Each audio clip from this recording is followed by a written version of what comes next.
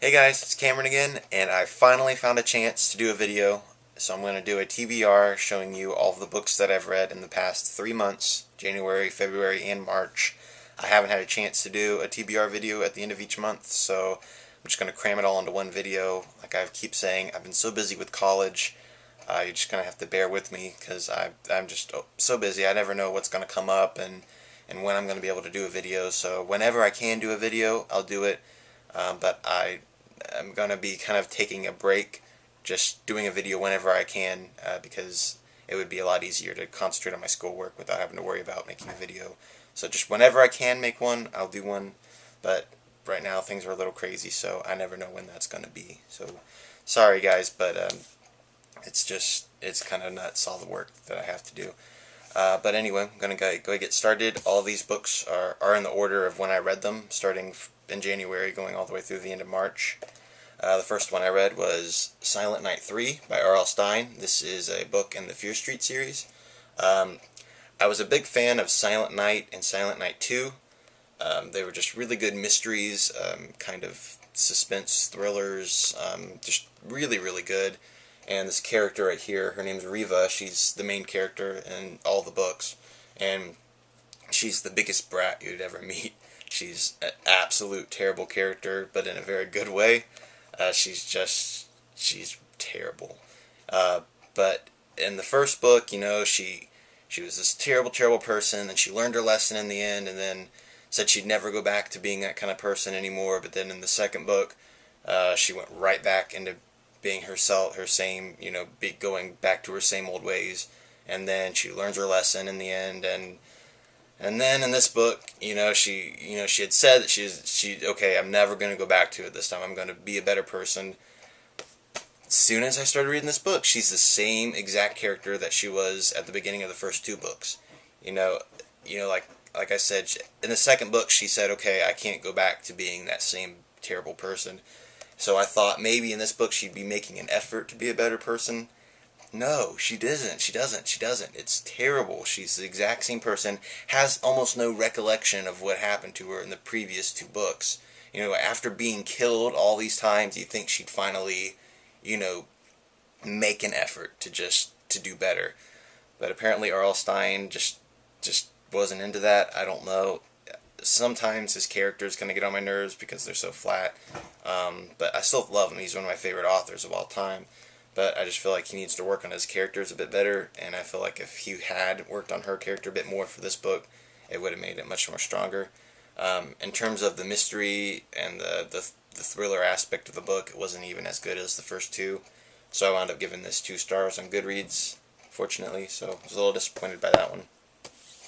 The next book I read was Will Grayson by John Green and David Levithan, and this was my first John Green and David Levithan book, and I loved it. I really, really liked it a lot.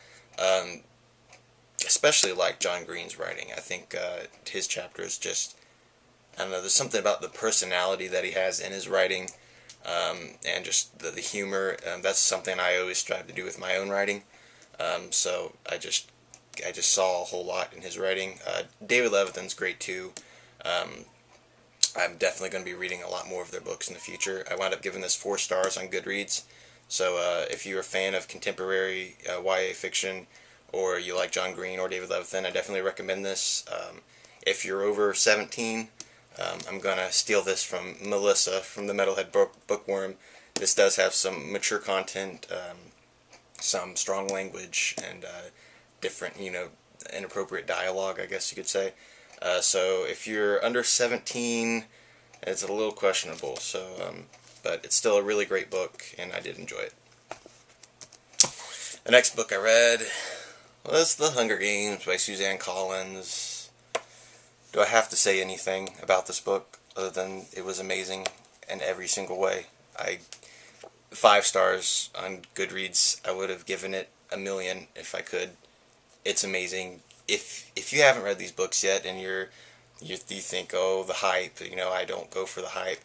This book deserves every single bit of the hype that it's gotten. The movie, I saw the movie too, right after I read the book, and the movie's great. There were, people are picking on the fact that it's, all shaky cam, and there are aspects of it that are different, but they stayed so faithful to this book. It's really, really incredible. Most movies don't do that. So I felt it was really good. You know, the shaky cam didn't get on my nerves too much, and I saw it in IMAX, so, you know, it's a really big screen, and it still didn't get on my nerves. But then again, I've watched Blair Witch Project like 5 times, so apparently that just doesn't bother me. But anyway, the book was incredible. I'm going to be reading Catching Fire and Mockingjay really soon. I can't wait. These other books that I read were all for school. They were assigned reading, so some of them are really good. Others were just, you know, I had to read them. So, like this one, Things Fall Apart by Chinua Achebe, which I think is how you pronounce his name. I didn't really enjoy this book at all. The first 2 parts of the book I liked okay.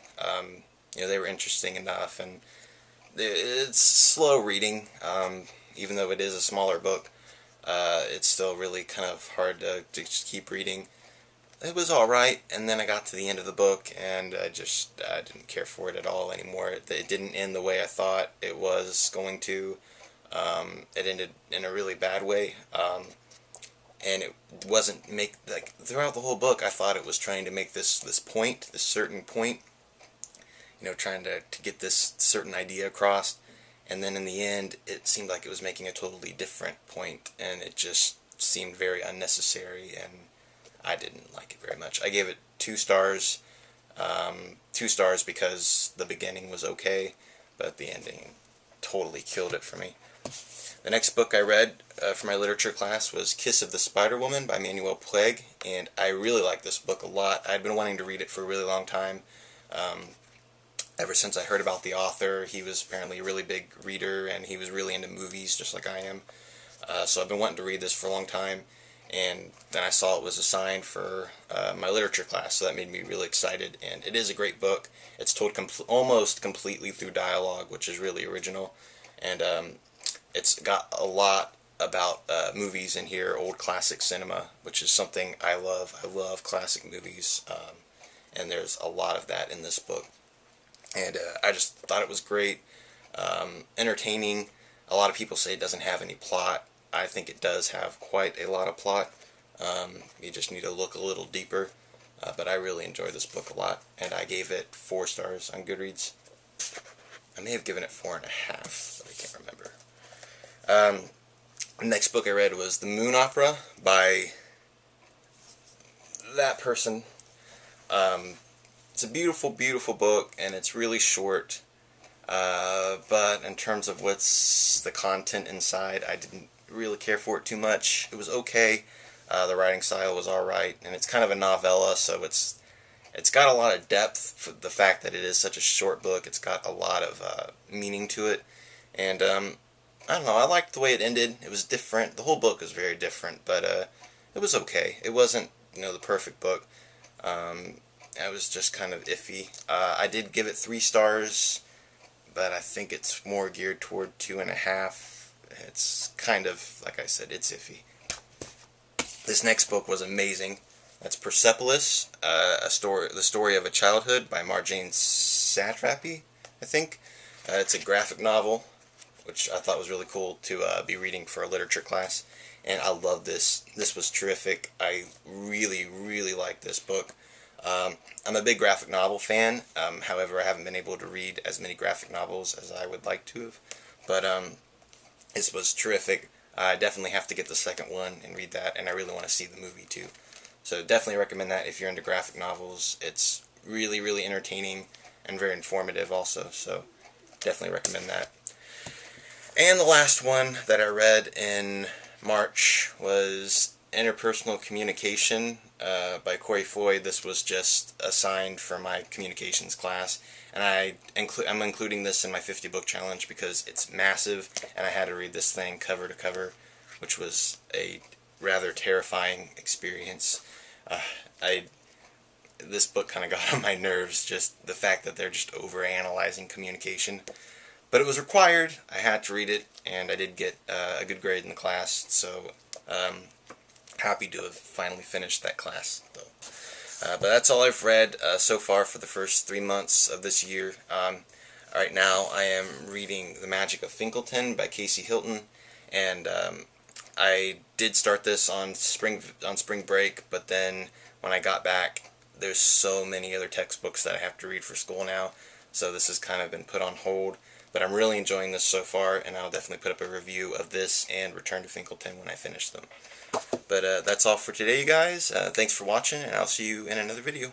Bye.